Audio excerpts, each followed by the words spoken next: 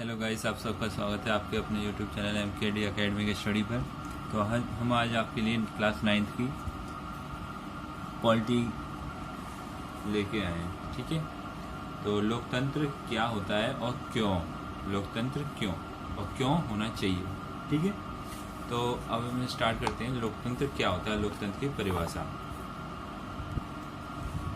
आइए उस पर चर्चा गौर करें जो खुद को लोकतांत्रिक बताने का दावा करने वाली सरकारों के बीच की समानताएं और असमानताएं से जुड़ी थी। पिछले अध्याय में हमने सभी लोकतांत्रिक व्यवस्थाओं की पहचान के लिए एक बहुत ही सरल पैमाना की पहचान की थी।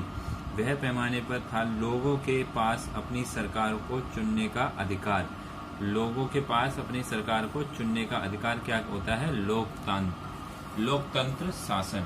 ठीक है, हम सरल भाषा परिभाषा में शुरुआत कर सकते हैं। लोकतंत्र शासन का एक ऐसा रूप है जिसमें लोकतंत्र शासन का एक ऐसा रूप है जिसमें शासकों का चुनाव लोग करते हैं। यानी लोकतंत्र एक ऐसी चीज है जैसे हमने MLA, MP इन सभी को विधानसभा और लोकसभा, यहाँ पे हम सदस्यों को चुनते हैं मत के द्वारा, यानी जनमत के द्वारा, यानी जनता के मत के द्वारा हम सरकारों को बनाते हैं, यानी व्यक्तियों को हम चुनते हैं अपने अपने क्षेत्रों से।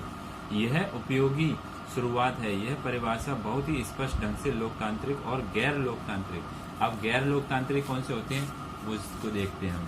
देखो, जैसे लोकतांत्रिक शासन व्यवस्था में अंतर कर देती है। म्यांमार के सैनिकों का शासकों का चुनाव लोगों ने नहीं किया। जिन लोगों का सेना पर नियंत्रण था वे देशों के शासक बन गए थे के फैसले, शासकों के फैसले में लोगों की कोई भागीदारी नहीं है। पिनोशे जैसे तानाशाह का चुनाव लोग नहीं करते थे। यानी गैर लोकतांत्रिक वो चीज होती है जहाँ पे अपना शासन चलाते हैं, जो खुद ही अपने आप को चुन लेते हैं, जनता के द्वारा नहीं चुने जाते, वो होते हैं गैर लोकतांत्रिक। जैसे कोई भी व्यक्ति अपना ही दबदबा चलाए, यानी अपना ही शासन चलाए, अपना ही जो बोलेगा वही होगा, उस तरीके से लोकतांत्रिक। तानाशाह बोलते हैं उसे, तानाशाह नहीं करते। यही बात राजशाही पर भी लागू होती है। यानी जो राजा वगैरह होते हैं वो खुद ही बन जाते हैं राजा, तो वही अपना शासन करते हैं। यही बात राजाशाही भी लागू होती है। नेपाल के राजा और सऊदी अरब के शाह लोगों द्वारा शासन नहीं चुने गए हैं। यानी नेपाल के राजा और सऊदी अरब में जो शाह लोग होते हैं वो जनता के द्वारा नहीं चुने जाते हैं, वो खुद ही राजा बन जाते हैं। ठीक है, राज परिवार में जन्म लेने वाले उन्हें यह एक हक पाया है। यानी जो राज परिवार में जन्म लेते हैं वो जैसे राजा का बेटा फिर राजा बनेगा, और फिर राजा के बेटे का बेटा भी राजा बनेगा, यानी पारिवारिक ये राजशाही चलता है। तो ये क्या होता है? गैर लोकतांत्रिक। ठीक है, अब हम पढ़ते हैं।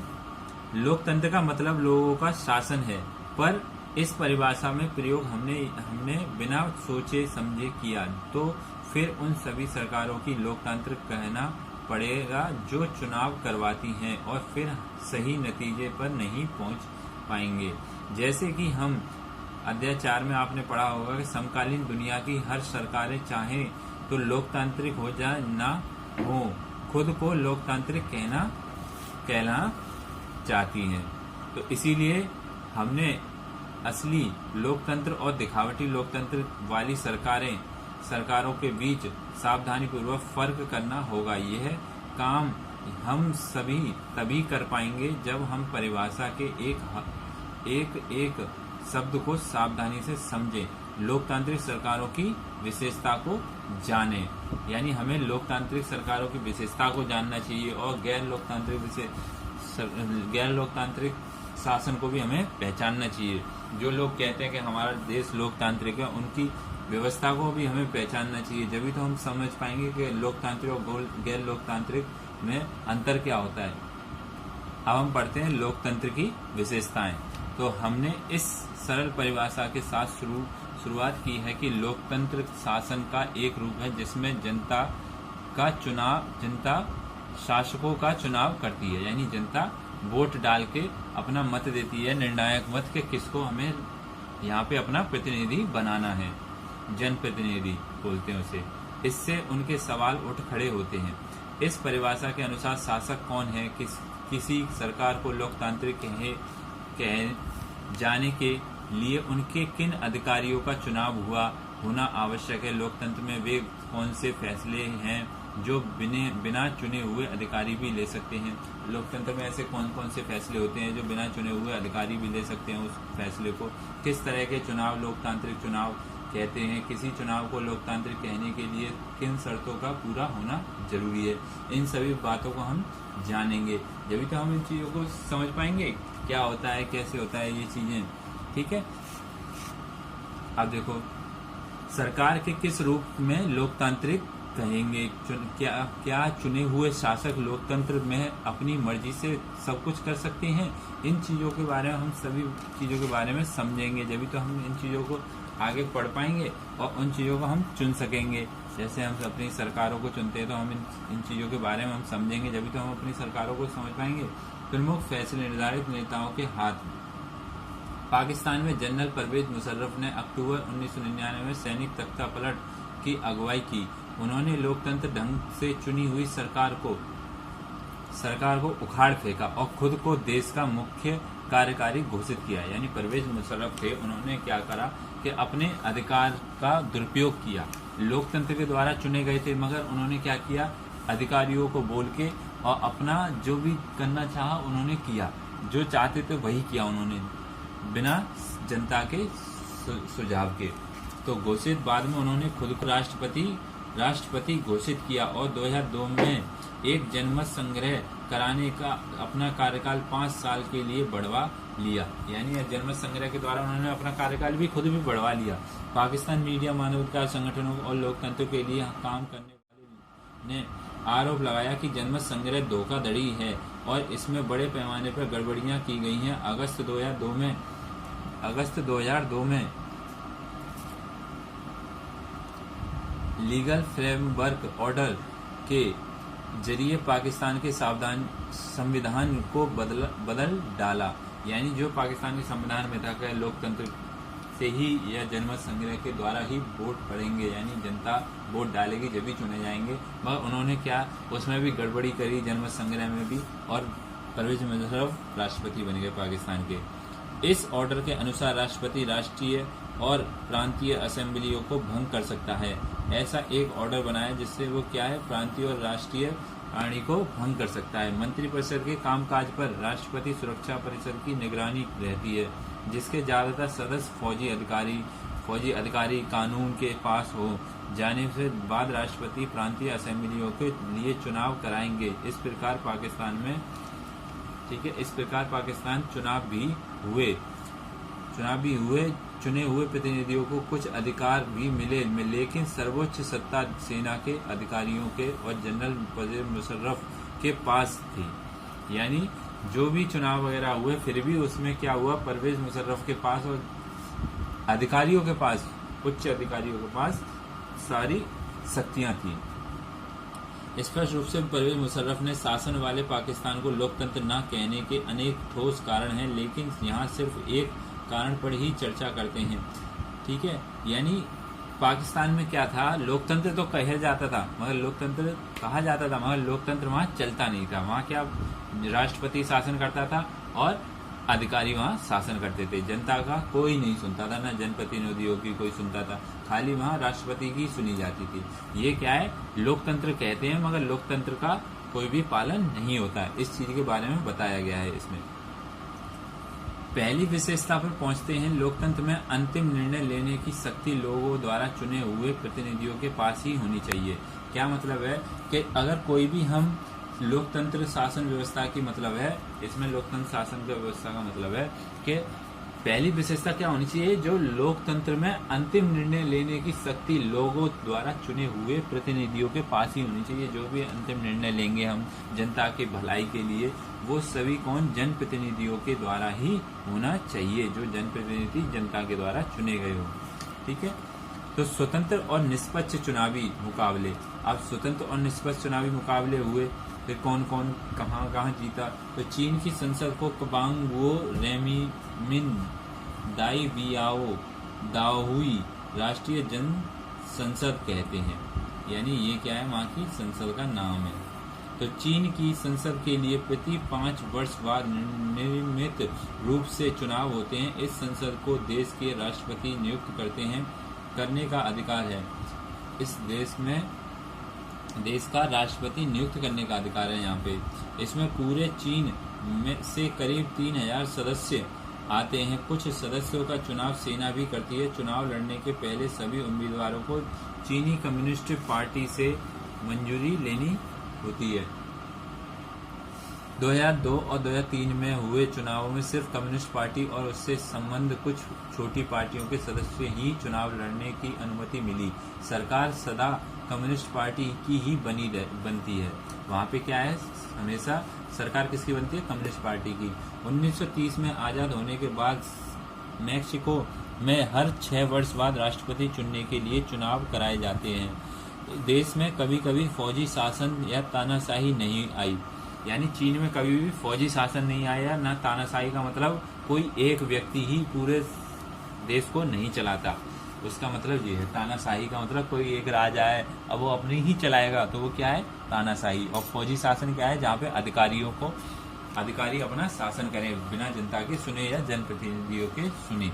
ठीक है, ऐसा शासन वहाँ नहीं आया। लेकिन सन 2000 तक हर चुनाव में PRI मतलब होता है इंस्टीट्यूट रिवॉल्यूशनरी पार्टी का नाम, इंस्टीट्यूट रिवॉल्यूशनरी पार्टी नाम की पार्टी को ही जीत मिलती थी। विपक्षी दल चुनाव में हिस्सा लेते थे, पर कभी भी इन्हें जीत हासिल नहीं होती थी। चुनाव में तरह तरह के हथकंडे अपनाकर हर साल में जीत हासिल करने के लिए PRI कुख्यात थी। सरकारी दफ्तरों में काम करने वाले सभी लोगों के लिए पार्टी की बैठकों में जाना अनिवार्य था। सरकारी स्कूल के अध्यापक अपने छात्र छात्राओं में के माँ बाप से PRI के लिए वोट देने का कहते थे, यानी एक तानाशाही टाइप की चलती थी। उस PRI पार्टी वाले लोग सभी को कहते थे जबरदस्ती के, हाँ हमारे पार्टी को ही वोट डालना। करने के अलावा उनकी गतिविधियों को नजरअंदाज ही करती थी। कई बार एकदम अंतिम क्षणों में मतदान केंद्रों को एक जगह से हटाकर दूसरी जगह कर दिया जाता था, जिससे अनेक लोग वोट ही नहीं डाल पाते थे। PRI अपने उम्मीदवारों को चुनाव अभियान में काफ़ी पैसे खर्च करती थी, यानी पैसा भी काफ़ी खर्च करती थी चुनावों में। क्या हम ऊपर वर्णित चुनावों को लोगों द्वारा अपना शासन चुनने का उदाहरण मान सकते हैं? इन उदाहरणों को पढ़ने के बाद तो यही लगता है, मगर ऐसा नहीं था। जैसे वहाँ पे लोग ये तो प्रेशर डाला जाता था, वहाँ कोई लोगों के द्वारा नहीं चुनी जाती थी, वहाँ तो लोगों शासन किया जाता, जबरदस्ती बोलते थे कि हमारे पार्टी को भी वोट डालना। लगता है कि ऐसा नहीं कह सकते कि यहाँ काफ़ी सारी समस्याएं हैं। चीन के चुनावों में लोगों के सामने कोई भी वास्तविक और गंभीर विकल्प ही नहीं होता है। लोगों का शासन दल उसके द्वारा स्वीकृत उम्मीदवारों को ही वोट देना होता है। क्या हम इसे मनपसंद चुनाव कह सकते हैं? मैक्सिको के मामले में ऐसा लगता है कि कहने का विकल्प होते हुए भी असल में वहाँ की जनता पास कोई दूसरा विकल्प न था। किसी भी तरह वहाँ शासन दल को पराजित नहीं किया जा सकता है, लोगों को चाहने पर भी नहीं। वहाँ का चुनाव निष्पक्ष नहीं होते, क्योंकि वहाँ क्या होता है, वहाँ चुनाव निष्पक्ष रूप से चुनाव नहीं किए जाते हैं, इसलिए वहाँ पे PRI पार्टी जीत जाती है और वहाँ जबरदस्ती वोट डलवाए जाते हैं दबाव डाल के। तो वहाँ क्या है, हम लोकतंत्र नहीं कह सकते, बस दिखाया जाता है कि हाँ लोकतंत्र है, यहाँ जनता वोट डालती है। ठीक है, तो हम आगे बढ़ते हैं। असली राजनीतिक विकल्पों के बीच चुने की स्थिति भी होनी चाहिए। लोगों के पास यह विकल्प रहता है चाहिए कि वे चाहें तो शासन दल को गद्दी से उतार दें। इस प्रकार लोकतंत्र निष्पक्ष और स्वतंत्र चुनावों पर आधारित होना चाहिए, ताकि सत्ता में बैठे लोगों के लिए जीत और हार का सामना अवसर हो। यानी जो सत्ता में लोग बैठते हैं उनको हार भी होनी चाहिए और जीत भी होनी चाहिए। तो ये जनता को अधिकार होना चाहिए, ये स्वतंत्र रूप से वोटिंग होनी चाहिए हमेशा। तो एक व्यक्ति एक वोट एक मोल, यानी हम एक व्यक्ति का एक वोट का बहुत ही बड़ा मूल्य होता है। ये चीजों के बारे में हम पढ़ते हैं। लोकतंत्र राजनीतिक समानता के बुनियादी सिद्धांत पर आधारित है। इस प्रकार हम लोकतंत्र की तीसरी विशेषता को जान लेते हैं। लोकतंत्र में हर वयस्क नागरिक का एक वोट होना चाहिए और हर वोट का एक समान मूल्य होना चाहिए। ठीक है, तो इसका मतलब क्या है, जो भी वोट डालेगा वो वयस्क डाल सकता है। वयस्क का मतलब 18 साल का जो व्यक्ति हो जाएगा, हर किसी का वोट होना चाहिए और हर कोई वो वोट डाले, तो ये उसका अधिकार होना चाहिए। परिभाषाओं का सारांश। तो अब तक हुई चर्चाओं में हमने लोकतंत्र की इस सरल सी परिभाषा से बात शुरू की थी। तो लोकतंत्र सरकार का एक ऐसा रूप है जिसमें शासकों का चुनाव लोग करते हैं, यानी शासकों का चुनाव लोग करेंगे। तो हमने पाया कि जब तक हम इसके कुछ प्रमुख शब्दों के बारे में और स्पष्ट न हो जाएं, तब परिभाषा पर्याप्त नहीं है। अनेक उदाहरणों के जरिए शासन के एक तरीके के रूप में लोकतंत्र पर 4 विशेषताओं को दर्शाते हैं। तो अब हम आगे पढ़ते। लोगों द्वारा चुने गए शासकों ही सारे प्रमुख फैसले करते हैं। चुनाव लोगों के लिए निष्पक्ष अवसर और इतने विकल्प उपलब्ध कराता है कि वे चाहें तो मौजूद शासकों को बदल सकते हैं। यह विकल्प और अवसर सभी लोगों को समान रूप से उपलब्ध हो और इस चुनाव में से बनी सरकार संविधान द्वारा तय बुनियादी कानूनों और नागरिक अधिकारों के दायरे को मानते हुए काम करती हैं। तो ये सारी चीजें होनी चाहिए जो इसमें पॉइंट्स लिखे हुए हैं। तो आप इन सभी पॉइंट्सों को नोट करना और लिखना अपनी नोटबुक पे, तो जिससे क्या आपको ज़्यादा से ज़्यादा याद होगा। और मेरे चैनल को लाइक करें, शेयर करें, सब्सक्राइब करना ना भूलें। ज़्यादा से ज़्यादा इस क्लास को शेयर करना। ठीक है, तो हम आगे पढ़ते हैं। ये चीजें हम आपको बताते हैं। लोकतंत्र के कामकाज और उसकी अनुपस्थिति में इन 5 उदाहरणों को समझे और जो इसमें उदाहरण दिए उसके बारे में समझो। तो देखो, जैसे भूटान नरेश ने घोषणा की है कि आगे से वे चुने हुए प्रतिनिधियों द्वारा दी गई सलाह पर काम करेंगे, तो उसे क्या कहते हैं, कानून का शासन। अब भारत से गए अनेक तमिल मजदूरों की श्रीलंका में वोट डालने का अधिकार नहीं दिया गया, तो अधिकारों का सम्मान, तो अधिकारों का सम्मान नहीं हुआ है ये। ठीक है, नेपाल नरेश राजनीतिक जमावड़े प्रदर्शन और रैलियों पर रोक लगा दी। तो एक व्यक्ति एक वोट एक मोल, तो यानी प्रदर्शन वगैरह रैलियां वगैरह नहीं होंगी तब भी हम अपने जनप्रतिनिधियों को चुन सकते हैं। भारत के सर्वोच्च न्यायालय ने बिहार विधानसभा भंग करने को असंवैधानिक ठहराया। स्वतंत्र और निष्पक्ष चुनाव मुकाबला, यानी अगर विधानसभा भंग भी हो जाएगी तो वहाँ पे क्या है, स्वतंत्र रूप से और निष्पक्ष रूप से चुनाव होने चाहिए।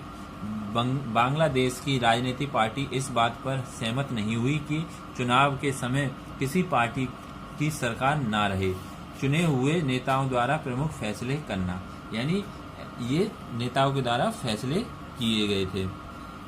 ठीक है दोस्तों, तो आगे हम कंटिन्यूटी नेक्स्ट क्लास में करेंगे।